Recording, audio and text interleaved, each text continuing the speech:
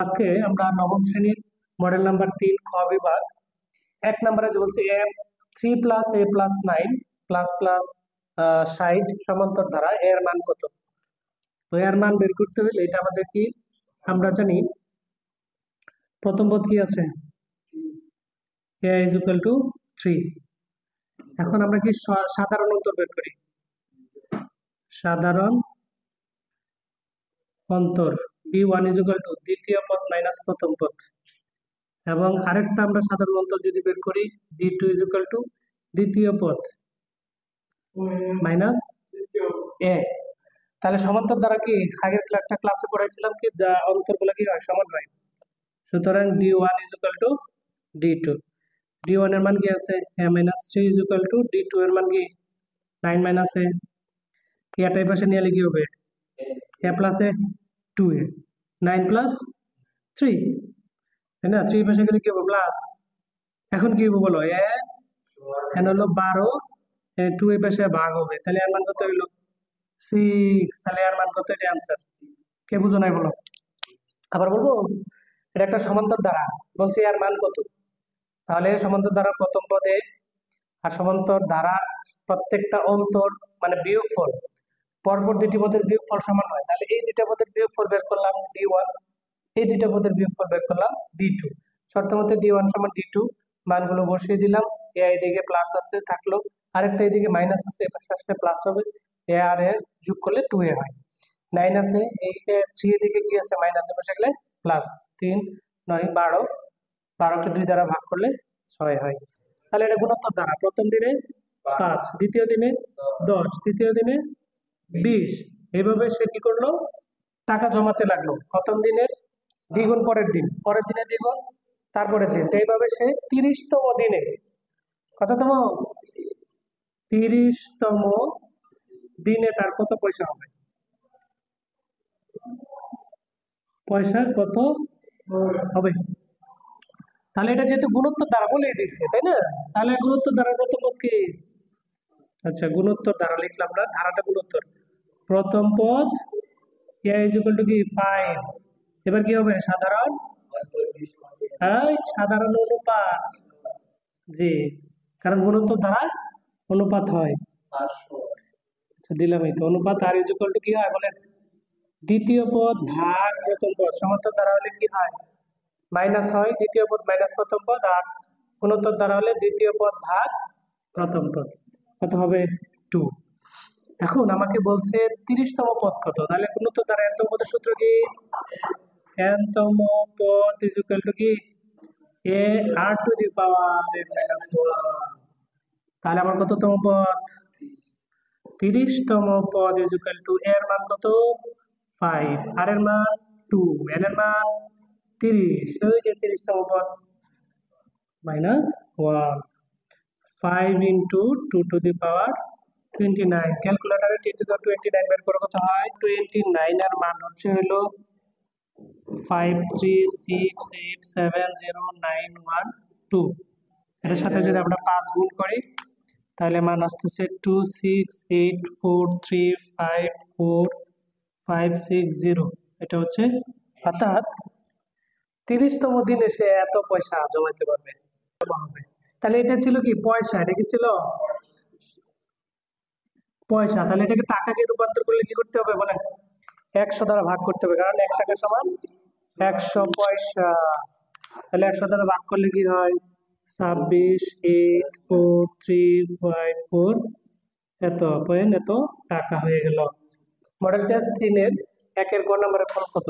তাহলে এটা সূচক মনে আছে রাখবে কি হয় 1/3, 7 এর ঘনমূল, এটাকে বলে 7 এর ঘনমূল 1/3 ইন্টু এখানেও কি 7 এর ঘনমূল 1/3, এখানে কত বলো 1/2, রুটের মান কি পাওয়ার হাফ।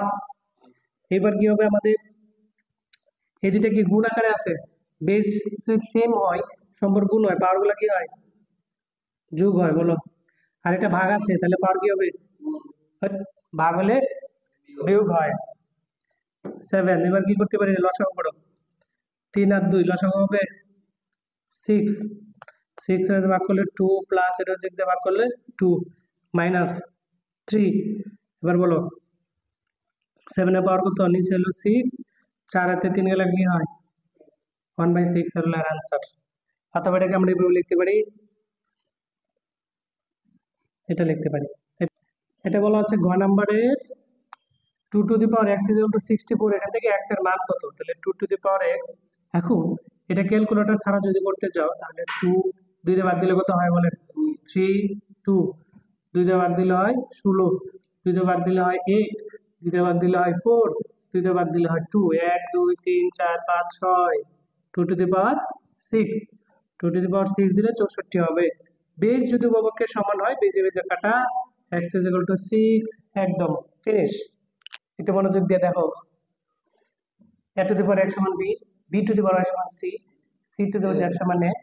তাহলে x y z এর মান কত বের করতে বলছে, বা দেখাও যে x y z সমান 1, প্রমাণ করতে হবে x y z সমান 1। তাহলে এটা আমরা কিভাবে করতে পারি, x y z এর মানগুলো বের করব। তাহলে এই যেটা আছে এই রাশিটা, এটার উপর যদি আমরা লগ নেই কি হবে বলো, log a to the power b হয়ে যাবে সমান x, log b to the power c সমান y। এখানে যদি গুণ করি log c to the power a সমান z। এখন লেফট হ্যান্ড সাইড নাও, সুতরাং লেফট হ্যান্ড সাইড কি আছে x y z, এখানে একবার 1 বানাইতে হবে। তো x এর মান কি আছে বলো, log a ভিত্তিক b ইনটু y এর মান আছে log b ভিত্তিক c, তারপর কি আছে বলো log c ভিত্তিক a। এখানে একটা জিনিস দেখো, log a ভিত্তিক b থাকলো, এই দুইটার মধ্যে খেয়াল করে দেখো এখানে c এখানেও কি আছে c, তো এটা একটা বেস পরিবর্তন মানে log এর ভিত্তি পরিবর্তনের সূত্র, এইটা আর এটা সেম হয়ে গেছে না। তার মানে এই দুইটা বাদ গিয়ে থাকবে log b ভিত্তিক a, এই যে দুইটা থাকবে। এখন আবার আরেকটা জিনিস দেখো, এখানে ভিত্তি b, এখানে কি আছে b মানে আর্গুমেন্ট b, তাই দুটো যদি সমান হয় তাহলে log এর ভিত্তি পরিবর্তনের সূত্র হচ্ছে log a ভিত্তিক a, এই দুইটা থাকবে। বলো log a ভিত্তিক a এর মান কত 1 সমান রাইট হ্যান্ড সাইড। আবার বলি, দেওয়া আছে a to the power x সমান b, b to the power y সমান c, c to the power y সমান z। তাহলে তোমার এরকম 1টা নাও দিতে পারে, বলতে পারে যে x y z এর মান কত, এটা বলতে পারে, অথবা বলতে পারে দেখা যায় x y z সমান 1। তাহলে আমরা কি করব, এই যে এটার পক্ষে আমরা কি লগ দ্বারা গুণ করব, তাহলে লগ দ্বারা গুণ করার সিস্টেমটা কি, যদি লগ দ্বারা গুণ করি তাহলে বেস যা আছে লগের বেস হবে, আর পাওয়ারটা যাবে গা সমান চিহ্নের জায়গায়, আর সমান একটা চলে আসবে পাওয়ারের জায়গায় মানে আর্গুমেন্টের জায়গায়, এরকম প্রত্যেকবার। এটা লগের ভিত্তি b থাকবে, y যাবে ওই পাশে, c আসবে এখানে, এখানেও লগ দিয়ে গুণ করলে c ভিত্তি থাকবে, এটা আসবে এখানে, z যাবে এর জায়গায়, এটা তো বারো। এখন আমাদের এই তিনটা গুণ অবস্থায় আছে x y z, তাহলে x y z বসাইলাম, x এর জায়গায় log a ভিত্তিক b, y এর জায়গায় log b ভিত্তিক c, যেখান থেকে মান বসাইলাম, z এর জায়গায় log c ভিত্তিক a। এখন এই দুইটার মধ্যে বেস পরিবর্তনের সূত্র আছে, এখানে log এর ভিত্তি b, এখানে a আর্গুমেন্ট, আর এখানে c c দুইটা মিল আছে। তাহলে যে দুইটা মিল আছে দুইটা বাদ দিয়ে যা থাকে একটা log হবে log b ভিত্তিক a হবে আর্গুমেন্ট। সেম এখানেও ভিত্তি আর আর্গুমেন্ট সেম আছে, দুইটা গুণ অবস্থায় থাকতে হবে, কন্ডিশনে যোগ থাকলে হবে না, b b কাটা থাকবে কি log a ভিত্তিক a, log a ভিত্তিক এর মান হচ্ছে 1। 6 নাম্বারটাকে বলছে দুইটা সমীকরণ দেওয়া আছে, এটাকে অপনয়ন পদ্ধতিতে সমাধান, তাহলে প্রতিস্থাপন অপনয়ন আছে। আর কালকে গত ভিডিওতে আমরা আর গুণন পদ্ধতিতে সমাধান করেছিলাম, তাহলে এটা যদি অপনয়ন পদ্ধতিতে করি তাহলে আমাদের দেখতে হবে কোন x এবং y এর মধ্যে কোনটার বিপরীত চিহ্ন আছে। এটার মধ্যে দুইটাই প্লাস, এটার মধ্যে দুইটা কি কাদা কোথাকার, এটা একটা প্লাস একটা কি মাইনাস, তাহলে এটা বিপরীত চিহ্ন আছে, এটাকে আমরা সহজেই মানে এই সমীকরণ থেকে বেনিশ করে দিতে পারবো। তাহলে কি করতে, বেনিশ করতে হইলে এখানে 2 আছে y এর সাথে, এখানে y এর সাথে কি থাকতে হবে 2 থাকতে হবে, তাহলে আমরা 2y কি করে দিতে পারবো, কেটে দিতে পারবো। এই জন্য আমরা এখান থেকে 1 নং সমীকরণকে 2 দ্বারা গুণ করে দিব, তাহলে লিখি 1 নংকে কয় দ্বারা 2 দ্বারা গুণ করে তারপর কি করে দিব যোগ করে পাই। তাহলে আমরা বলছি 1 নংকে 2 দ্বারা, তাহলে 2 দ্বারা গুণ করলে কি 12x মাইনাস 2y, এটা কি মাইনাস 2 ইকুয়াল টু 0 কে 2 দ্বারা গুণ করলে 0 হয়, আর পরেরটা কি করব, শুধু বিয়োগ করে দিব। কি করলাম, বিয়োগ, হ্যাঁ যোগ করব। 2y মাইনাস 13 ইকুয়াল টু কি 0। এবার যদি আমরা যোগ করি, এখানে যোগ করলে কি হবে বলো, 15x, এটা যোগ করলে কাটা, এটা যোগ করলে মাইনাস কত হবে, 15 ইকুয়াল টু 0। তাহলে দেখো 15x ইকুয়াল টু কি 15, তাহলে x ইজ ইকুয়াল টু কি হয় 15/15, কাটাকাটি গেলে কি x ইজ ইকুয়াল টু 1। তাহলে x এর মান এক অথবা দুই যে কোনো একটাতে বসালে y এর মান বের হয়ে যাবে। তাহলে আমরা বলি x ইজ ইকুয়াল টু 1, 2 নং এ বসিয়ে পাই, যে কোনো একটাতে বসালে পাবো। 2 নং এ বসালে এখানে x ইজ ইকুয়াল টু কি 1 না, তাহলে এখানে কি বসবে 1 প্লাস 2y মাইনাস কি 13 ইকুয়াল টু 0। এখানে থাকবে কি 2y, এই 13 দিকে কি হবে প্লাস, 3 একে 3 এর পাশে হবে মাইনাস। তাহলে বলো তো কত হয়, এখানে 10 হয় না, তাহলে যদি 2 দিয়ে ভাগ করি উভয় পক্ষে তাহলে কি হয় 5। সুতরাং নির্ণয় সমাধান xy ইকুয়াল টু কি 15। আশা করি বুঝতে পারছো। 6 নম্বরে বলছিল অপনয়ন পদ্ধতিতে সমাধান।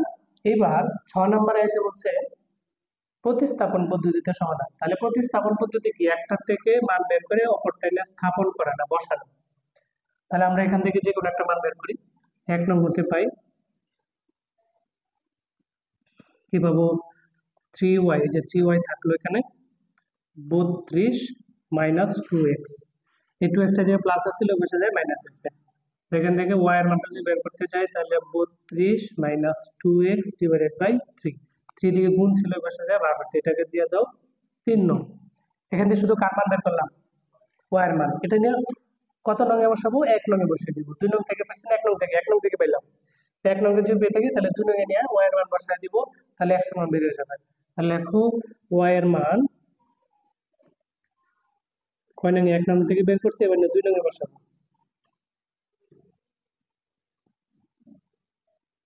তো 2 নং এ যদি বসাই তাহলে কি হবে, 2 নং সমীকরণ এখানে আছে 11 ইনটু y আছে, y এর মান কি 32 মাইনাস 2x ডিভাইডেড বাই 3, ওরা কি আছে মাইনাস 9x ইকুয়াল টু 3। এবার 11 গুণন 32, 32 দিয়ে 11 গুণ দিলে হচ্ছে আমাদের 352 মাইনাস 11 দুগুণে 22 x, এই যে এটা দিয়ে দুইটারে গুণ দিলাম, নিচে হলো কত 3 minus 9x is equal two 3। এবার আমরা এখানে লসাগু করি, লসাগু কত হবে, অবশ্যই 3 হবে, 3 এ 3 এ কাটা, এই পুরোটাই থাকবে আর কি 352 মাইনাস হলো 22x, তারপরে কি মাইনাস 3 নং 27x ইজ ইকুয়াল টু কত। আচ্ছা এটা এক কাজ করতে পারি, যাক পরে করি। এবার আমরা আর গুণন করব, 3 দিয়ে এটা গুণ করলে কত হয়, এর আগে এখানে যোগ আসে, তাহলে 22 যোগ 27 কত হয় 22x মাইনাসের 49x হচ্ছে এখানে, মাইনাসের 22x মাইনাসের 27x দুটো যদি আমরা একত্রিত করি তাহলে 49x হয়।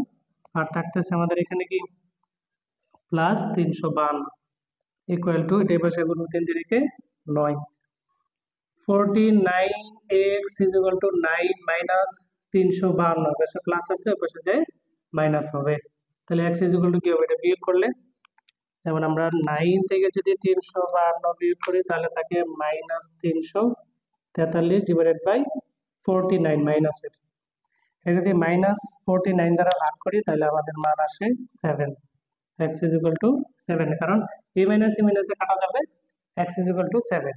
এটা হলো আমাদের প্রতিস্থাপন পদ্ধতিতে x এর মান পেলাম। এবার x এর মান প্রতিস্থাপন মানে কি, একটা থেকে বের করে আরেকটা নিয়ে বসানো। তো এবার আমরা এই x এর মান 7 নিয়ে বসাবো 3 নং সমীকরণে, এখানে লিখলাম, তাহলে x ইজ ইকুয়াল টু 7 3 নং এ বসিয়ে পাই, 3 নং এ বসিয়ে 3 নং এ বসালে আমার কি আছে y is equal to 32 minus 2 into 7 divided by কি আছে 3। তাহলে 32 থেকে যদি 14 বাদ দেই, 32 মাইনাস 14 ডিভাইডেড, আচ্ছা 32 হলো 18 হয়, 18 3 দ্বারা ভাগ করলে 3 6 18, তাহলে y এর মান পেলাম কি 6। তো নির্ণয় সমাধান xy is equal two, x এর মান হচ্ছে আমাদের 7 আর y এর মান হচ্ছে 6, এটা হলো আমাদের প্রতিস্থাপন পদ্ধতিতে সমাধান। আমি যদি আবার বলি, প্রতিস্থাপনটা হচ্ছে কি এক সমীকরণ থেকে x অথবা যে কোনো y দুইটা চলকের মধ্যে যে কোনো একটা চলকের মান বের করে অপর সমীকরণে বসিয়ে দেওয়া বা প্রতিস্থাপন করা, এটাকে বলা হচ্ছে প্রতিস্থাপন পদ্ধতি। তাহলে আমরা 1 নং হতে এখানে পাচ্ছি y এর মানটা বের করবো, জন্য 32 থাকলো, 2x এদিকে যোগ ছিল, বিয়োগ হয়ে গেল, y এর সাথে 3 যোগ গুণ আছে, পাশে গেলে কি ভাগ হয়ে যাবে, এটা আমরা একদম y টাকে এভাবে ফ্রি রাখবো, এর সাথে কোনো সব গুণ আকারে থাকবে না। এটা হলো, এটা আমরা 1 নং থেকে পেয়েছি, এটা আমরা 2 নং এ নিয়ে বসিয়ে দিলাম। তাহলে 2 নং এ ছিল কি 11 ইনটু y, 11 ইনটু y, তাহলে 11 থাকলো, y এর জায়গায় y এর মানটা বসিয়ে দিলাম, -9x = 3। আচ্ছা, এবার 11 দিয়ে গুণ করলাম, 32 রে 11 দিয়ে গুণ দিলে 352 মাইনাস 11 আর 2 দিয়ে গুণ করলে 11 দুগুণে 22x। এটা আবার নিচে কিন্তু গুণ হবে না, কেন গুণ হবে না? গুণ না হওয়ার কারণ হচ্ছে আমরা জানি সকল সংখ্যার নিচে মনে মনে কি আছে 1, তাহলে 1 এর সাথে 3 গুণ করলে 3 নিচেরটা হরের সাথে হর গুণ, লবের সাথে লব গুণ। অনেকে আবার ভাবে যে উপরের সাথে গুণ হয়েছে নিচের সাথেও তো 4 গুণ দেন, না, নিচে 1 আছে, 3 একে 3, আর তারপরে এটা থাকলো এটা। এবার আমরা লসাগু করি 3 আর 3 কাটা, উপরে যেটা আছে এটা থাকলো, মাইনাস এ মাইনাস 3 নং 27x = 3।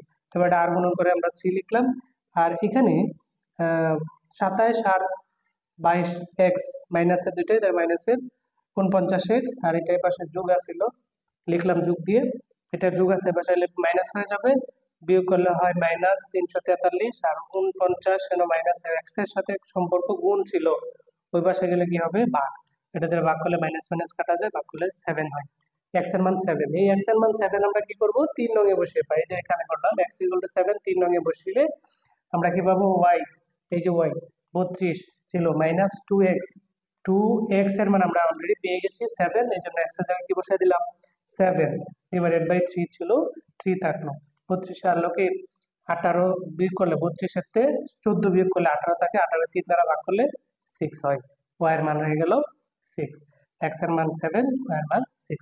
এটা ছিল প্রতিস্থাপন পদ্ধতিতে সমাধান।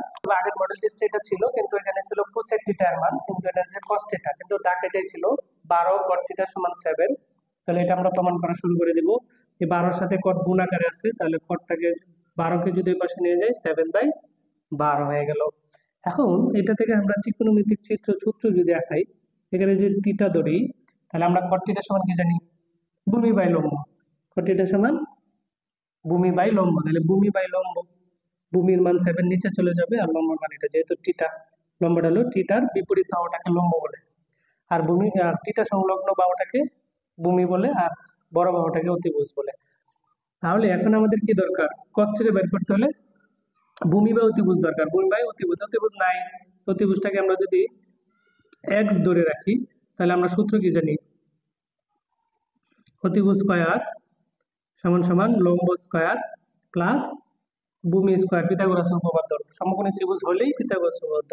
AB এর মান ধরেছি x, AC এর মান হচ্ছে 12, তারপরে স্কয়ার প্লাস BC এর মান কি 7 স্কয়ার, তাহলে x এর স্কয়ারটা বসে গেলে কি হবে √12 বার 144 প্লাস 49, তাহলে 49 9 10 11 12 13, 13 3 হাতের আছে 1, এখানে কত হবে 8 আর 9 কত, আর আছে 1, 193, তাহলে √193 পেয়ে গেলাম নাকি অতিভুজের মান। সুতরাং আমরা cos θ সমান কি জানি, cos θ সমান পরিমেয়, আচ্ছা cos θ সমান কি ভূমি বাই অতিভুজ, তাহলে ভূমি কত আছে 7, আর অতিভুজের মান কত পাইছি √, এটাই आंसर। পিথাগোরাস উপপাদ্য করে আমরা কি অতিভুজের মান বের করব, আর এখানে cos θ সমান ভূমি বাই অতিভুজ বসিয়ে দিলাম। এই ছিল 2 নম্বরে, বলছে ত্রিভুজ ABCA, AB এর মান 40, AC এর মান 41 সেন্টিমিটার, কোণ B হচ্ছে সমকোণ, BC এর মান কত, খুব সহজ, আমরা এই বর্ণনা অনুযায়ী চিত্রটা আঁকায় নিব, যেহেতু এটা সমকোণী ত্রিভুজ বলা আছে। প্রথমে আমরা সমকোণটাকে বসাবো, সমকোণ B অবশ্যই এখানে বসে, এবার আমরা বাকি দুটো আমাদের ইচ্ছা মতো বসাইতে পারি, যেহেতু আমাদের অন্য কোনো থিটা নাই, একটা কোণ আছে অন্য কোণ নাই, যদি আর একটা কোণ থাকতো কোণের মানটা আগে বসাইতাম, তাহলে ভুল হবে। আমাদের আর যদি নাই, আমাদের ইচ্ছা মতো বসাইতে পারি ABC। এইবার আমরা দেখি কোন বাহু দেওয়া আছে, AB এর মান, AB হচ্ছে এটা, AB এর মান 40, AC এর মান কত 41, এটা হলো AC এর মান 41। এবার আমাকে বলছে BC এর মান কত, তাহলে এটাকে আমাদের x ধরে বের করতে হবে। তাহলে এটা ভূমি, এটা কি লম্ব, তা আমার ভূমি বের করতে হবে, তাহলে লম্ব ভূমির অংশটা আমরা যদি আগে রাখি তাহলে আমাদের অঙ্কটা একটু এক লাইন কমে যায়। লম্ব স্কোয়ার প্লাস ভূমি স্কোয়ার ইজ ইকুয়াল টু অতিভুজ স্কোয়ার, তাই না? লম্ব স্কোয়ার প্লাস ভূমি স্কোয়ার ইজ ইকুয়াল টু অতিভুজ স্কোয়ার। এবার লম্বের মান কত? 40 প্লাস বিসি এর মান এক্স, এস এর মান 41 তার স্কোয়ার। তাহলে এটাকে স্কোয়ার দিলে 4 4 16 হয়, আর দুইটা শূন্য বসায় দেব সহজে। 4 4 16, দুইটা শূন্য, প্লাস এক্স স্কোয়ার। এটা তো আমরা বসাইতে পারবো না, এটা মুখস্থ করাও যায়। তো আমরা 41 স্কোয়ার দিলে কত আসে? 1681। এবার এটা এদিকে যুগ আছে, বসে গেলে কি হবে? বিয়োগ হবে। স্কোয়ারটা বসে গেলে রুট ওভার, একসাথে করে ফেলছি। এবার এটা থেকে বিয়োগ করবো 1600, শুধু 81 থাকে। তাহলে 81 কে রুট ওভার করলে কি হয়? কে বলতে পারে? যেটা আসবে নাই। ভালো বুদ্ধি। কেন কেন? 9 9 81 না, হাফ হাফ, ভালো। তাহলে আমার এটা মান হয়ে গেল। সুতরাং বিসি এর মান আমি লিখতে পারি বিসি ইজ ইকুয়াল টু কত? 9 সেন্টিমিটার। দিতে হবে একক, একক না দিলে ভুলে যেতে পারে। তো ইও নাম্বার যে বলছে 75 ডিগ্রি 30 মিনিটকে রেডিয়ানে প্রকাশ করো। তো এটা প্রকাশ করার জন্য আমাদের কি করতে হবে? এই সম্পূর্ণ কোণটাকে ডিগ্রিতে প্রকাশ করতে হবে। কিসে? তাহলে আমরা লিখতে পারি সুতরাং 75 ডিগ্রি প্লাস, এই যে এটাকে কি করতে দিব? 60 দ্বারা ভাগ দিলে কি হয়ে যায়? এটা ডিগ্রি হয়ে যায়। তাহলে 75 ডিগ্রি লিখবো। 75 ডিগ্রি প্লাস এখানে কত হয় বলো? Half degree. কত হয়? 0.5 হয়, কারণ 3 কে 6 দ্বারা ভাগ করলে অর্ধেক হবে না? তাহলে বলো তো কত হয়? 75.5 ডিগ্রি। কি করলাম? প্রথমে এটাকে মিনিটকে ডিগ্রিতে আনতে হলে 60 দ্বারা ভাগ করতে হবে, এবার যোগ করে দিলাম এত ডিগ্রি। এখন ডিগ্রিকে রেডিয়ানে নিলে কি করতে হয় আমরা কি জানি? হ্যাঁ, তো বলো। আমরা জানি 1 ডিগ্রি সমান সমান কত? Pi by 180 radian. রেডিয়ান। সুতরাং কত ডিগ্রি? 75.5 ডিগ্রি সমান সমান pi into 75.5 divided by 180 radian হয়ে যাবে। হয়ে গেছে। আমরা যদি এর হিসাব করি, পাই ইন্টু 75.5 ডিভাইডেড বাই 180 শব্দ বললাম। এটাকে যদি রেডিয়ানে নেই তাহলে হচ্ছে 1.3177 রেডিয়ান। কি করলাম? আমরা জানি 1 ডিগ্রি সমান পাই বাই 180 রেডিয়ান, তাই না? তাহলে এটা পাই বাই 180 যদি আমরা গুণ করি তাহলে 1.3177 রেডিয়ান। এটা ছিল আমাদের ইও নাম্বার। সাইন 120 ডিগ্রি এর মান কত? সাইন 120 ডিগ্রি ক্যালকুলেটর করলে এটা তুমি মান পাবা না, এমসিকিউতে 1 তো হয়তো ক্যালকুলেটরে করছো। 120 ডিগ্রি ক্যালকুলেটর দিলে 1 মান 1 নয়, √3/2, √3/2। কিন্তু এটা তো তোমার রিটেন 2 মার্ক, এটা তোমার এভাবে দিলে হবে না। এমসিকিউর জন্য তুমি ক্যালকুলেটর দিতে পারতা। তো এটা কি করতে হবে? অবশ্যই তোমার সমাধান করে দিতে হবে। সাইন দেখো 90 ডিগ্রি কত বার থাকে? আরো 30 বার থাকে, প্লাস 30। যেভাবে লিখতে হবে এটা ভেঙে ভেঙে। এখন তোমার এই কোয়াড্রেন্টটা আঁকাইতে হবে। এটা কোন চতুর্ভাগে আছে? এই যে এখান থেকে এ পর্যন্ত 90 ডিগ্রি প্লাস 30 ডিগ্রি। এখন এইখানে যে আছে এখানে সাইন পজিটিভ না নেগেটিভ? অবশ্যই সাইন আর হলো কোসেক, এই দুটো হলো পজিটিভ। তাহলে আমরা এখানে চিহ্ন কি থাকবে? প্লাসে থাকবে, হ্যাঁ একটা। দ্বিতীয় হলো এখানে 90 এর সাথে কি গুণ আছে? 1। জোড় না বিজোড়? হ্যাঁ, এরা বিকাল করো। 1 কি জোড় না বিজোড়? বিজোড় হলে কি সাইনটা কি হয়ে যায়? কজ হয়ে যায়। তারপরে এটা কাজ শেষ। দুইটা জিনিস খেয়াল করব, যে এটার থেকে যেটা কোন চতুর্ভাগে আছে সেখানে প্লাস হবে না মাইনাস হবে, আর 90 এর সাথে যে গুণিতক আছে এটা কি জোড় না বিজোড়? এই দুটো খেয়াল করলেই আমার এই অংশের কাজ শেষ। থাকবে কি 30 ডিগ্রি। cos 30 ডিগ্রির মান হচ্ছে √3/2 মুখস্থ। এই অংশ থেকে কটা কাজ দেখবো? আমরা প্রথমে কোনটাকে ভাঙাবো, প্লাস মাইনাস দিয়ে লিখবো। 90 এর গুণিতক আকারে প্রকাশ করবো, যেটা অবশিষ্ট থাকে সেটা আমরা এখানে যোগ করে দেবো বা বিয়োগ করে দেবো। বেশি হয় তো বিয়োগ করে দেবো। এখন এটার কাজ হচ্ছে, প্রথম কাজ দেখতে হবে এটা কোন চতুর্ভাগে পড়ছে। 90 কটা? একটা 90। সাথে প্লাস 30 ডিগ্রি দ্বিতীয় চতুর্ভাগে। তারপর দেখতে হবে দ্বিতীয় চতুর্ভাগে সাইন কি পজিটিভ না নেগেটিভ, সাইন পজিটিভ, এই জন্য আমার এখানে পজিটিভ চিহ্ন আছে। এরপরে দেখবো যে 90 এর সাথে যে গুণিতক সংখ্যাটা আছে সে কি জোড় না বিজোড়। যদি বিজোড় হয়ে থাকে তাহলে সাইন কজ হবে, কজটা সাইন হয়ে যাবে। তাহলে আমার যেহেতু বিজোড় আছে সাইন কজ হয়ে গেল, এই জন্য এটা কাজ শেষ। এই দুইটা জিনিস দেখার পরে এই অংশটার কাজ শেষ, ফিনিশ। থাকবে 30 ডিগ্রি, cos 30 √3/2 শেষ। আশা করছি বুঝে গিয়েছো।